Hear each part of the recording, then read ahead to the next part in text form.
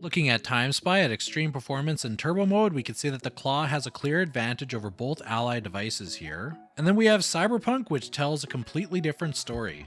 Today's video is all about the MSI Claw versus both ROG Ally models. We'll take a look at the performance, of course, we'll take a look at repairability, as well as compare the devices in a few different ways.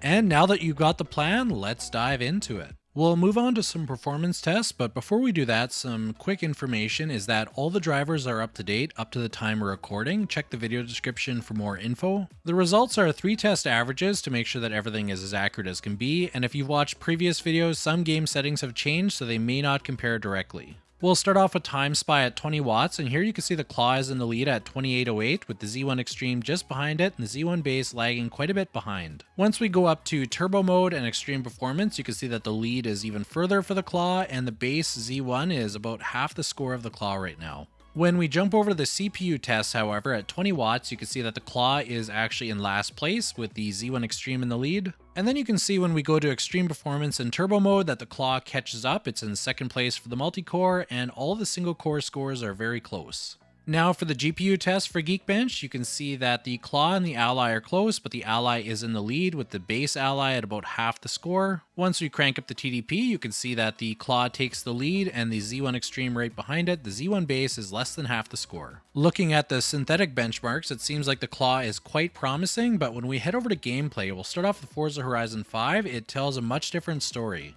At 20 watt, the base Z1 has a 10 frame advantage in the averages over the Claw, and the Z1 Extreme is significantly ahead. And then when we crank up performance to a turbo mode and extreme performance, we see a 10 frame advantage for the base Ally over the Claw, and a massive 30 frame advantage for the Z1 Extreme. Overall though, it seems that the Claw is not performing very well with Forza Horizon 5, so let's move on to Forza Motorsport, and here it's a little bit different. The Claw was able to beat out the Z1 Base, but it's not able to take on the Z1 Extreme, which has a 10 frame advantage. And when we switch over to Turbo and Extreme mode, there's pretty much the same results. There's about a 10 frame advantage for the Z1 Extreme, but it is beating the base model. And moving over to Starfield, both Ally devices beat the Claw here, but the one thing to note is the 1% lows are quite a bit behind for the Claw, so that means there's less stability here. And that's 2 out of 3 for the base Ally ahead of the Claw. And for Cyberpunk, this one is totally unplayable on the Claw, not because of the low frame rate, but because of all the stuttering, which is reflected in the very low 1% low score. I've tried every setting I could to get this game to run well, and it just simply doesn't. Extreme mode actually runs worse than the battery saver mode, strangely enough.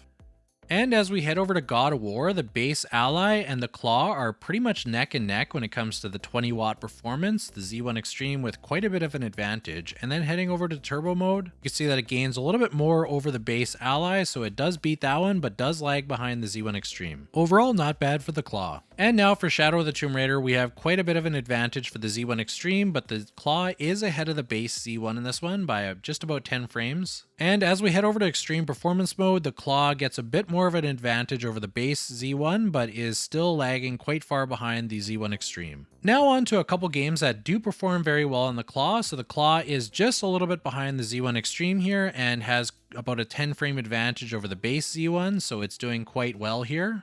And as we head over to Turbo and Extreme Performance mode, again, the Claw and the Ally Z1 Extreme are very close. The base Ally is losing by quite a large margin in this game. And our last game is Helldivers 2. This one is again fairly close with the Z1 Extreme and the Claw. There's a 3 frame advantage, and the Z1 Base is quite a bit behind. Heading over to Turbo and Extreme Performance mode, you can see that the Z1 Extreme Ally as well as the Claw are performing pretty well the same, and the base Z1 is about 11 frames behind. So as you can see in the results, the synthetic benchmarks, the Claw is doing quite well, but when it comes to actual gameplay performance, it seems to be all over the place. Sometimes it's performing close to the Z1, and then there were times where the base Z1 was actually outperforming the Claw, which is really not great right now. So you can see that the Claw has a long way to go. With the performance in Red Dead Redemption 2 as well as Helldivers 2, it does give me a little bit of hope that we might see some better performance, maybe with some more optimizations and better drivers. But as of today, at least in the tests that I've done, it doesn't seem to be consistent. Some games it's performing not too bad, and other games it's performing very poorly. So we're going to have to see what happens in the next few months.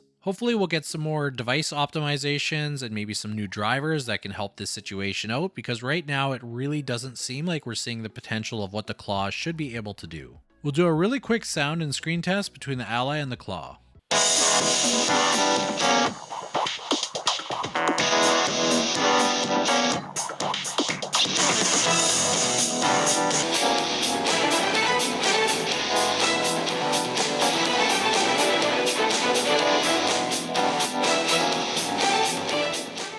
Comparing the displays, I found the Claw to have a slightly more vibrant display than the ROG Ally. The Claw has an adaptive sync display, and the ROG Ally has VRR. As far as the speakers go, the Claw's speakers are very nice. They are better than the ROG Ally's. The Ally's speakers really aren't bad, but the Claw's are definitely superior. Looking at the specs for the devices, for the Claw, we have the Ultra 7 155H, and for the ROG Ally, we have the Z1 and Z1 Extreme from AMD. Both devices have 16GB of LPDDR5 RAM at 6400 megatransfers per second. Both have a 7-inch 1080p 120Hz IPS display with VRR. We have a 53 Wh battery on the Claw and 40 Wh on the ROG Ally. Both devices have a 2230 size M.2 NVMe PCI Gen 4 slot. Both devices have an audio jack, a micro SD card slot. The difference here is that there is USB 4 on the Claw and USB 3.2 on the ROG Ally. Both devices have Hall effect triggers, but the joysticks on the Claw are Hall effect, where on the ROG Ally they are ALPS.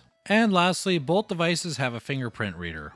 We'll move on to a bit more of a physical comparison. So starting off with the weight, the MSI Claw comes in at 674 grams, where the ROG Ally, at least mine, comes in at 612 grams. And now we'll take a look at the physical size difference. We'll start off with the Ally first. As you can see, the Claw is wider and taller. And as a result of that, you can see that the button span is a little bit closer together on the Ally. Taking a look at the back of the Ally, you can see that the grips are fairly flat. The device itself isn't too thick. If you look at the Claw though, the grips are quite a bit thicker, and the device itself is just slightly thicker in the middle. Now we're going to take a look at the joysticks, the buttons, and how the devices feel to hold.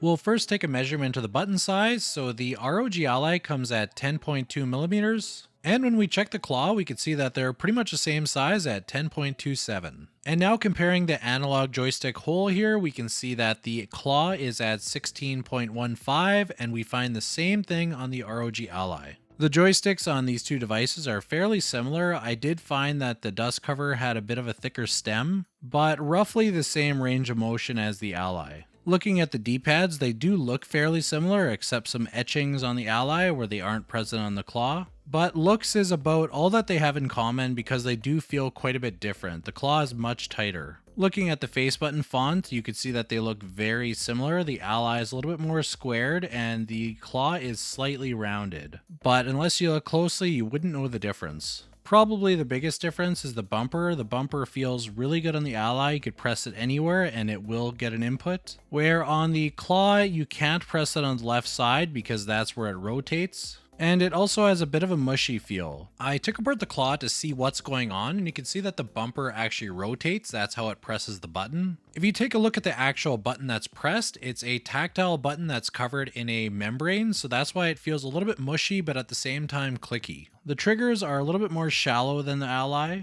and on full press you can hear the plastic tapping the back shell. Where on the Ally, there's a larger range of motion as well. They don't really bottom out, like you don't hear plastic hitting plastic. Now looking at the speakers, the Claw running along the bottom and the Ally has them running beside the screen. There's also the edge where the device starts to taper off on the front shell. They both have it, but it's in slightly different places. And the corners are slightly more angled on the Claw. The start and back buttons as well as the menu buttons look almost identical, except they're literally flipped. So that certainly looks like a borrowed idea. And the screens and bezel look pretty well identical, so I'm pretty sure that they use the same screen in the device. Now we'll take a look at the back buttons as well as the venting. My device currently has a custom shell from Handheld DIY, but I will show you the stock one. First, comparing the venting here, you can see on the Claw, the whole back is pretty much a vent.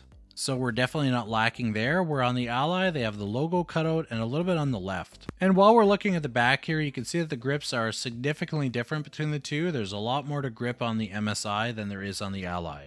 And now we'll take a look at the rear buttons. On the Claw, you can see that they're pretty much just horizontal, where on the Ally, they're actually slanted at an angle. Either of these designs work. I never really had trouble pressing either one. So now taking a look at them, it's not exactly a black ROG Ally, but they do have quite a bit of similarities, but they also have a few differences. So it's not completely a clone, but certainly draws inspiration from it. We'll now take a look inside the devices. So looking at the back shells first, it looks like there's a giant vent, but that's not actually the case on the Claw. There's actually just a small portion that's open. And looking at the Ally, it's very kind of a similar situation. On the left side, only half of the vent is actually a vent. And looking at the devices a little bit closer, you can see that they're quite modular. There's two daughter boards on the right and the left for the controllers. This is where the joysticks and face buttons connect to. Looking at the battery, it's a little bit different shape than the Ally. It's thicker in the center than it is on the sides. And if you were looking to upgrade your SSD, you have to take out the fan and possibly a few other things. I haven't experimented with that yet.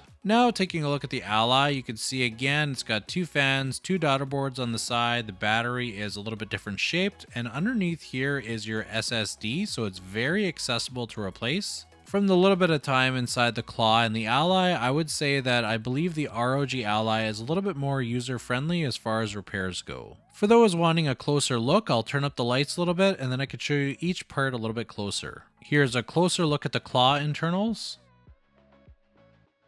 And here's a closer look at the ROG Ally.